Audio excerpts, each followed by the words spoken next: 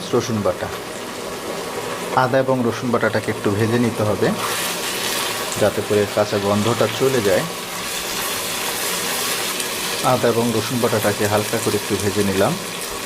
এখন এখানে দিয়ে দিচ্ছি 1 টেবিল চামচ জিরার গুঁড়া, 1 টেবিল চামচ একটু কম ধনিয়ার গুঁড়া, দিচ্ছি 1 টেবিল চামচ হলুদের গুঁড়া, 1.5 টেবিল চামচ শুকনো মরিচের গুঁড়া।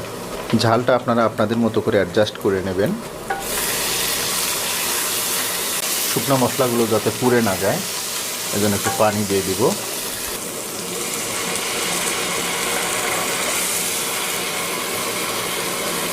এক কাপ মতো পানি দিয়ে দিলাম আমি। দিচ্ছি পরিমাণ মতো লবণ।